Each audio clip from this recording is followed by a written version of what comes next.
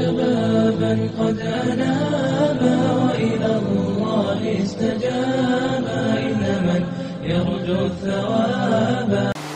مولانا رومی رحمۃ اللہ علیہ نے ایک واقعہ لکھا ہے کہ ایک دفعہ چین کے رہنے والے اور روم کے رہنے والوں میں جھگڑا ہو گیا.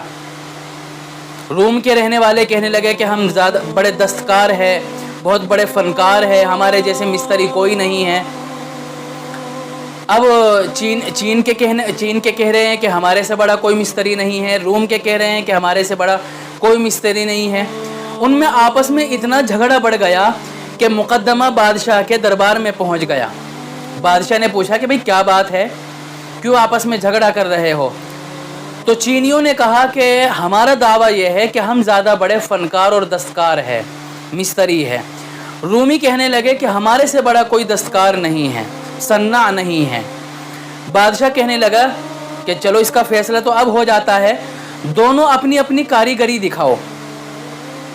چنانچہ یہ کیا گیا کہ ایک بہت بڑا ہال، بہت بڑا روم، اس میں درمیان میں ایک دیوار اور لکڑی کھڑی کر دی گئی. رومیوں کو کہا کہ آپ اپنی فنکاری ادھر دیوار پر دکھلائیں، چینیوں کو بھی کہا کہ آپ اپنی فنکاری دوسری دیوار پر دکھائیں، اور دونوں کے درمیان میں دیوار کھڑی کر دی تاکہ ایک دوسرے کو دیکھ نہ سکے.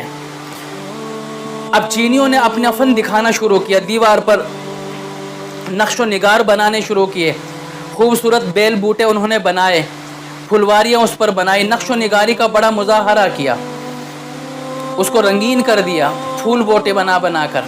اور دوسری طرف رومیوں نے دیوار پر اپنی فنکاری کا مظاہرہ کیا، لیکن انہوں نے کوئی پھول نہیں بنایا، کوئی نقش نہیں بنایا، بلکہ اس کو مانجھنا شروع کیا، رگڑنا شروع کیا دیوار کو. اس کو اتنا مانجھا اتنا رگڑا کہ وہ دیوار بالکل پلین ہو گئی، حتیٰ کہ اس میں آدمی نظر آنے لگا، شیشے کی طرح چمکا دی اس کو. اب جب دونوں گروپ نے اپنی فنکاری دکھا دی، تیار کر دی، تو بادشاہ نے کہا کہ بیچ میں سے دیوار کو ہٹا دیا جائے، یہ جو آڑ ہے اس کو ختم کر دیا جائے.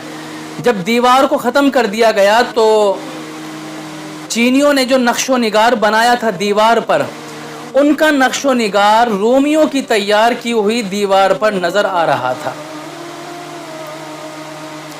چینیوں کی دیوار میں رومیوں کی دیوار نظر نہیں آ رہی تھی، کیونکہ انہوں نے اس کو پھول بوٹے بنائے تھے، اس کا شیشہ نہیں بنایا تھا، اس کو چمکایا نہیں تھا. لیکن رومیوں نے اس کو اتنا گھسا اور اتنا مانجھا کہ جو پھول بوٹے بنے ہوئے تھے چینیوں نے بنائے تھے، وہ اس دوسری دیوار میں نظر آنے لگے. جیسے شیشے کے سامنے ہم کھڑے ہو جائیں تو ہم بھی نظر آنے لگ جاتے ہیں، کوئی پھول لے کر شیشے کے سامنے آ جائیں تو اس شیشے کے اندر وہ پھول نظر آئے گا. تو اسی طرح ان چینیوں کی جو کاریگری تھی وہ رومیوں کی دیوار میں نظر آنے لگی.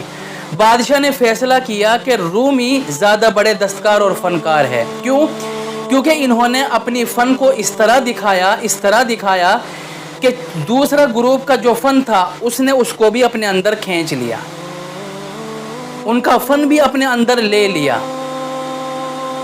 تو مولانا رومی اس واقعے کو بیان کرنے کے بعد لوگوں کو نصیحت کرتے ہیں کہ لوگوں ایسے بن جاؤ کہ دنیا کی لذتیں، دنیا کے مزے، دنیا کے نقش و نگار تمہیں گھر بیٹھے اپنے دل میں محسوس ہو. تمہیں مزے لینے کے لیے اور سکون پانے کے لیے باغات میں جانے کی ضرورت نہیں ہے. کیوں در کی ٹھوکریں کھا رہے ہو؟ سکون پانے کے لیے غیر محرموں کو دیکھتے ہو، سکون پانے کے لیے تصویروں کو دیکھتے ہو، سکون پانے کے لیے دنیا کی در کی ٹھوکریں کھاتے ہو.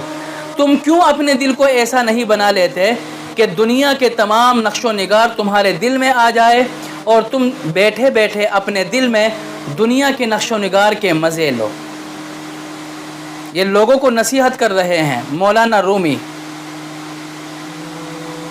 اللہ کا سکون اسی وقت آئے گا جب دل صاف ہوگا، دل گناہوں سے پاک صاف ہوگا. تو مولانا رومی فرماتے ہیں کہ رومیوں جیسے فنکار بنو، چینی جیسے فنکار نہ بنو.